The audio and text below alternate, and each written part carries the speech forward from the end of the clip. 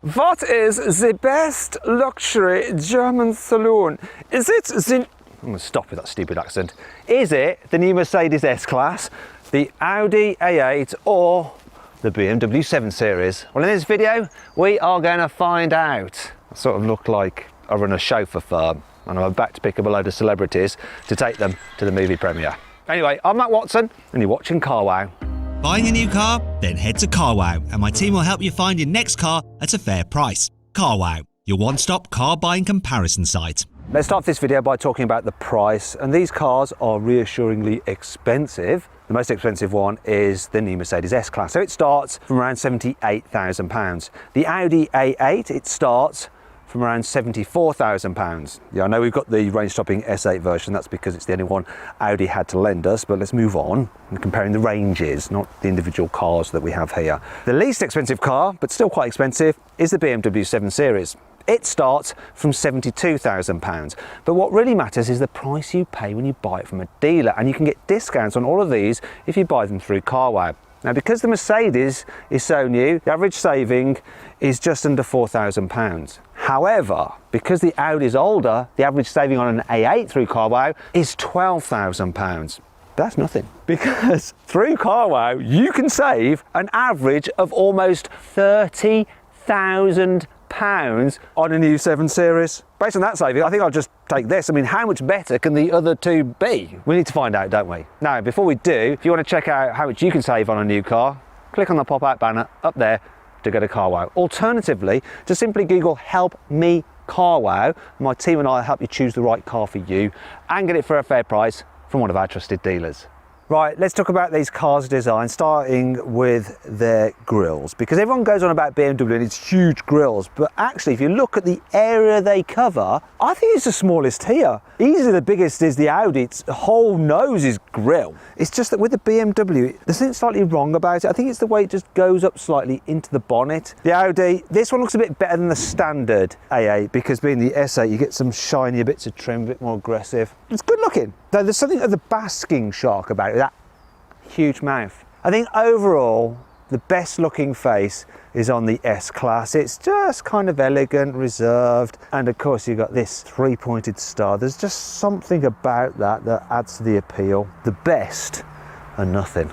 If you're a VIP being chauffeured to an event, you'll pull up sideways on to get out, and that's why the side profile of these cars matter. They need to look elegant, and this BMW sort of doesn't so much. It's all a bit fussy in the design, from the wheels, this hockey stick affair going on here, and this is even worse because it's the plug-in hybrid, so you've got this extra port there for your charging sockets and stuff like that. Moving on to the Audi, this is a cleaner, simpler design, if a little bit unadventurous. Being the S8, you can't get it in the long wheelbase versions like you can the other two cars, but the long wheelbase version of the A8, which I'll show you now, can look a little bit like a slab of car. Finally, we come to the S-Class, which for me does look the most elegant of the three. Really love the wheel designs, like the swooping roofline, the chrome effect, and the smooth body panels. Looks very modern. And it also has these poppy outy door handles. Look, they pop out. So it just keeps the design nice and smooth. Also, the car can recognise when you're just walking towards it, and it'll automatically sense that you're nearby with the key, and it will pop out the door handles like that. Neat. Finally then, let's compare these cars' rear ends, because there are some similarities. Notice how they all have this full width chrome strip to make them look sophisticated and posh. Then there's the fact that they've got these exhausts, which are real. Though to be fair, the Mercedes and the BMWs have exaggerated surrounds with normal exhausts inside, whereas the ones on this Audi are genuine proper pipes, though that's because it's the S8 with the high performance V8 engine. If you have a normal A8, then you get fake exhausts. Stop it. Get some help. Though overall, I do think this car has the nicest looking rear end. Then the Mercedes, although it's a little bit like, the BMWs just seems a little bit over styled, like they didn't know when to stop designing it. It's like, stop, put your pens down, stop, stop, stop, stop. You know, like at the end of an exam. I said stop writing. Will you stop writing? On the inside, the 7 Series design is much better. I think their interior designer is slightly more talented than their exterior designer. Sorry for saying that, if you're watching it, exterior designer. Anyway, it's not just the design which is nice, simple and clean. So are the materials, very high quality, lovely leather here and here, or some soft whatever it is here. Oh, it's nice. Every material is beautiful. You won't find any cheap bits in here at all. Nothing. You can look as long as you want. You won't find any. Yeah, it's lovely. Audis are famous for having brilliant interior quality. So having said that, I don't think the materials feel quite as solid as in the BMW. The main culprit is this dash. It's a bit hollow, listen. See what I mean? And the materials just don't feel quite so expensive. Can't fault the design though. I do prefer it slightly than the BMWs. It's just cleaner and more minimalist, especially when you got the car turned off, because then these screens are blanked out. And I'm going to tell you, watch this. Not only do the screens come to life, but also the air vents rise and are revealed in the dash. That's really nice. I like that. What I'm not so sure about though is what the person was thinking when they spec'd this car. These weird browny burgundy seats and light headlining. It's odd. Here on the inside, the Mercedes seems even more futuristic than the Audi, and that's mainly because of these big screens you've got here. Now, I'll come back to those in a moment because I want to talk about the rest of the interior design, which generally is pretty nice and quality is good, but once again, like the Audi, the hollow dash doesn't feel quite as well screwed together as the BMW, and I have found a really nasty piece of plastic, which is right in your eye line. See here, look. Why did they fit that into the S-Class? Another thing I'm not so keen on are the vents up here. They sort of spoil the design, and they kind of remind me of the multiple eyes that you get on one of those jumping spiders. It's like, it's going to jump on me. This, being the range-topping version of the S-Class, has all the bells and whistles, and the seats are just so luxurious and comfortable, especially with these billows, and the steering wheel is lovely to hold. And then some cool features such as the door mirrors. If you want to operate them, you look at the door mirror, you can see where your eyes are looking, and it will activate that door mirror. I look over there. Don't have to press a button here, I just look over there, and then I can move that door mirror. It's crazy. Another thing that it can do is when you put the temperature up, you get red flashing in these LED strips here to signify that the temperature is getting hotter, and then when you cool it down, you get blue flashing in there as well. Very well thought out, this car. Then there's the tech with the screens and everything, which is just insane. So Mercedes infotainment system is absolutely brilliant, really easy to use, but there's so much you can do with it here. I could bore you senseless. But the thing about it is that it takes the tech on not only incrementally, but a whole sea change over what's in the other cars. So it can do things such as recognise when you're driving home that at a certain point you would make a phone call to your mother, and then it will automatically phone her when you reach that point in your journey. So you can be a good son. It has fingerprint recognition like that. So you press that there, reads your fingerprint, and it sets the car up exactly as you left it. It even has face recognition like your mobile phone, and that will do the same thing with face recognition. It's got all-round cameras for parking, which are brilliant and so high depth that you have no excuse for dinging your car. And if someone does ding your car by mistake, say by reversing into it, then the cameras will pick up that accident and it will actually send a video clip of that to your mobile phone just to let you know what happened.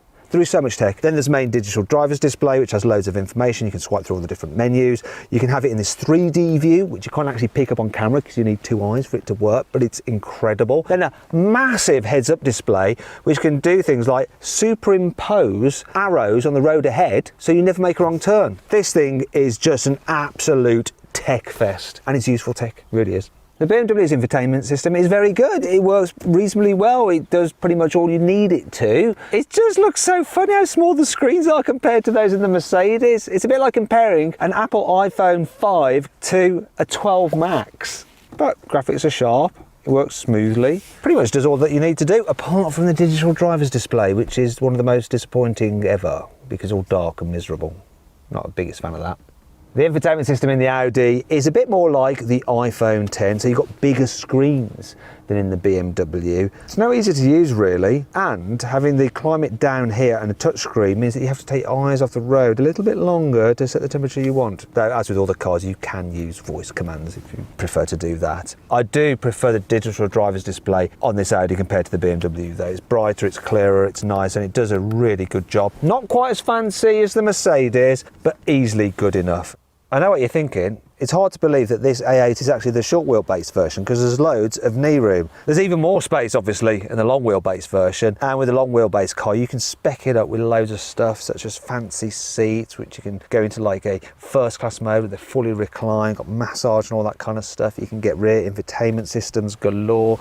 And when you fold down this you can get a little tablet there where you can control various things like the interior lighting and stuff like that. It's all very clever, but this car doesn't have any of that. Now one thing I want to show, I do like this though, look at this, this is quality for you. Look how smooth that goes back.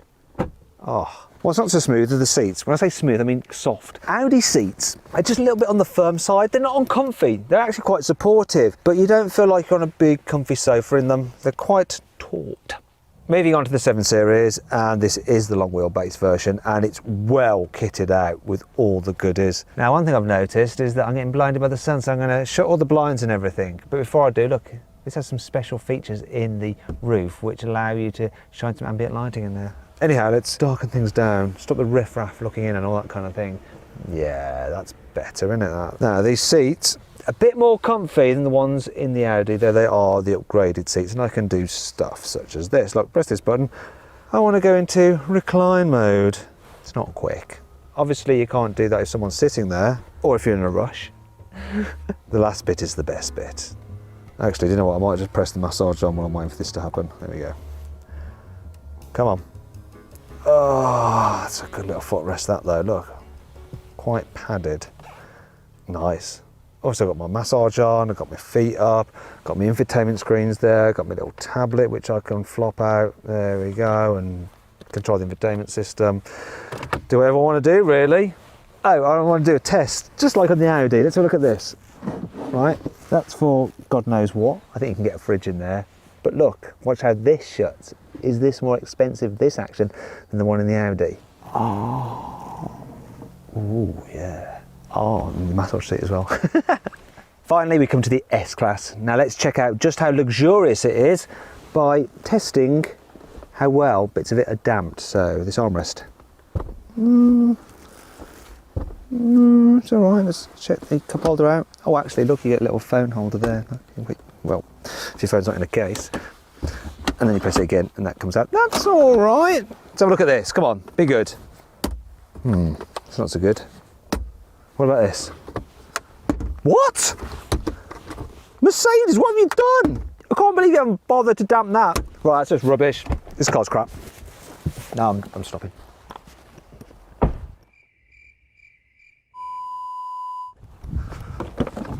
Sorry, I'm just being a moron. Not funny, is it? Yeah, you've pretty much got all the same kind of tech and luxury that you have in the 7 Series. So I can put up my blinds. I can move this seat out of the way, go full business class mode. Takes a while, like in the BMW. And to be fair, if you have it in the Audi, it's a similar story. Now let's just check out whether I can get as comfy in this as I did in the 7 Series. What's it going to do? In fact, while it's doing that, I'll just get this tablet out. You can control loads of the infotainment system functions through this and interior features. I don't have the extra screens like in the back of the BMW, but of course you can pay extra if you want those. Come on, I'm bored of that now. That fits in there nice and neatly. Here comes the footrest. I'm a little bit disappointed by this footrest because it really is just more of a part of your heel rest. But still, there's loads of room. And these seats are just a little bit more comfortable than in the BMW and certainly the Audi. The most comfortable bit though, these pillows. Oh, they're especially comfy. They're a bit like resting your head on a big fluffy cloud.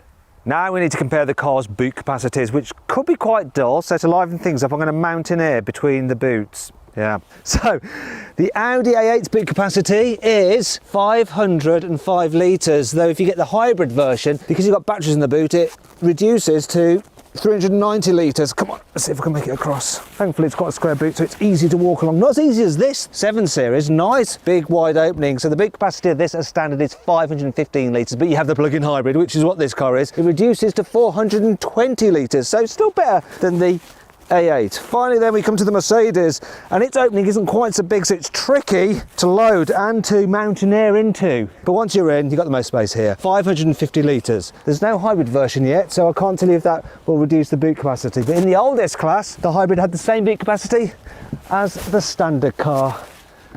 I think you'll agree that was the perfect way to test these cars. I hit my head that hard. Thankfully, I've escaped from the boot, and now I'm going to drive this S-Class finally. I say finally, I've already driven it once before. It's good to reacquaint myself though, because it's a lovely thing to travel in. Absolutely lovely. The thing that you really notice or don't notice is the noise. It's so quiet in here. Mercedes has packed this car full of soundproofing. It's just serene, relaxing, chilled. The seats are really comfy. The steering wheel is gorgeous to hold. The air suspension, generally it's just glorious. It's like you're just floating along. It really does feel like you're riding on air. However, it's not perfect. Over smaller bumps, and if you're going slowly around town, like the sharp edge bumps, suddenly catch it out and you get like a shimmy. It's a bit like, well, I wasn't expecting that. It's just so comfy and soft and like you're floating that why did I feel that bump? It's just not what you'd expect. And then sometimes some bad bumps really just kind of confuse it. So I was driving here today and I did this thing where I was accelerating around a corner and I went over some bumps. I'm going to try and describe it to you in pure engineering terms, what happened to the suspension, because as I accelerated over these bumps, the suspension went, it basically just shat itself. I'm sorry if that was too technical an explanation for you, but that's pretty much what the car did. It's unusual because normally, as long as the road's fine, it's so luxurious. It's only occasionally. So that's me splitting hairs on this car though. I've got to try and pull it apart and try and discern the differences between these three great limousines. One thing that I was pleasantly surprised about with this car though was the handling. So when you turn it into a bend, it does lean a bit, but you get a lot of feel through the steering and through your bottom. You can really get a sense of how it's driving. At the moment, you can only get a 6-cylinder diesel and a 6-cylinder petrol. There will be a hybrid version along. There will be a V8 and a high-performance AMG as well. So lots of choice. The gearbox in this car is really nice as well. 9 speeds, but you wouldn't know because it's very good at finding the right gear when it needs it, and it's smooth. You hardly know it's actually changing gears. Adds to the whole relaxation. Now, if you want to find out more about the engines and some of the tech on the car, then I'll put a link just up there, popping out in the top right hand corner of the screen, and you can watch my full in-depth video review of the S-Class. Full information on engine ranges, economy and all that kind of stuff. There is one thing that I'm a little bit annoyed about, and that's the fact that this S-Class in the UK won't come with rear wheel steering, which is a shame because this Mercedes S-Class has the best rear wheel steering of any car. It can turn the rear wheels by up to 10 degrees, which is insane, but not in the UK. We don't get it. Why not? I don't know. Though I guess I can live with it because otherwise this car is pretty blooming lovely to just waft about in. That's my being wafted face. Now let's see what this Audi A8, well the S8 is like to drive, and seeing as it is the S8, the performance version, let's do this first off. Let's experience that twin turbo 4-litre V8, and it absolutely flies. Good job, the car can grip well when you go around a bend as well. In fact, it can go around corners surprisingly quickly for such a big car. Obviously you've got Quattro all-wheel drive as standard across the range, so you've got that traction which is handy if it's a bit slippy. It's a real confidence-inspiring car, this. Now, I don't think it's quite as quiet as the Mercedes to travel in.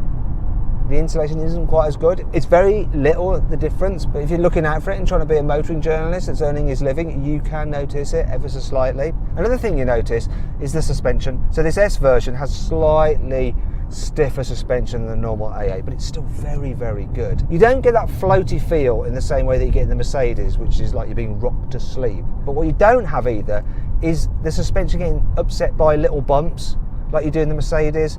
So it's more consistent. At its height, at the very best, it's not quite as soothing as the Mercedes suspension, but also it doesn't have the low points of the Mercedes suspension, so it averages out as a slightly better riding car, I think.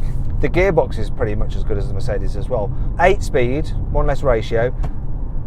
Probably doesn't respond quite as well. It's not as smooth as the Mercedes, but very little in it. It's a deeply impressive car, this. Lovely to drive. In fact, it feels a little bit more like just a slightly larger A6 than, say, a full-on luxury limousine in the way that the Mercedes S-Class does.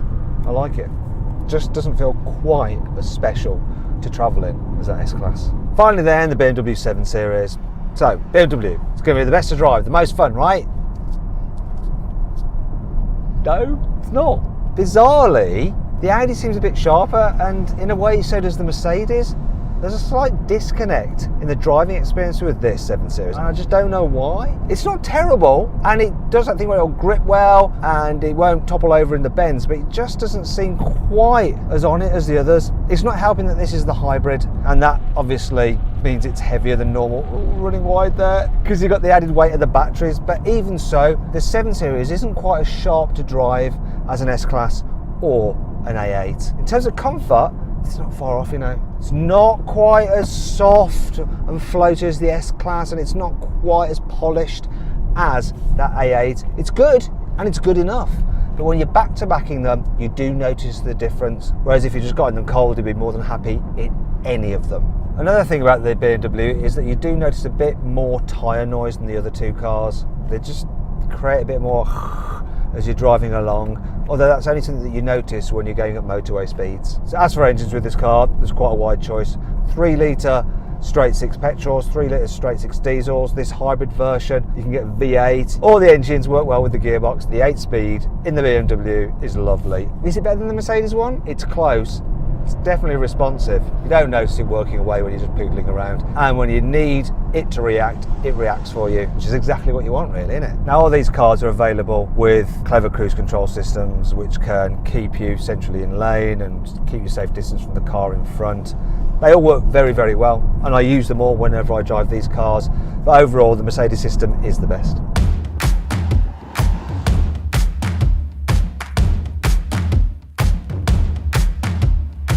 So then, what's my final verdict? Which of these cars is best?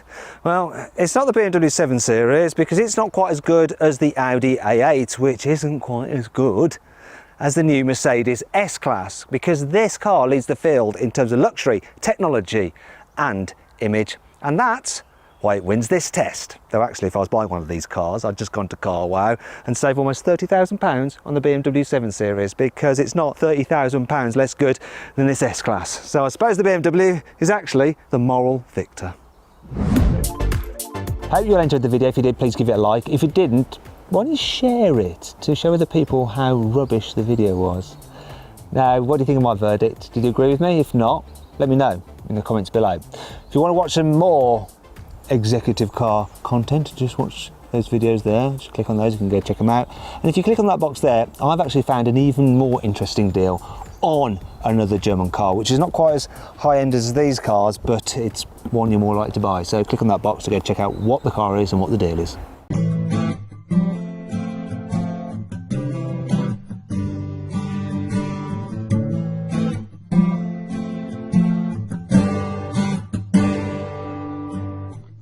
Though at the first sight I never believed. When I saw you for the first time, I changed my mind. Your eyes and your smile are a fantasy. I need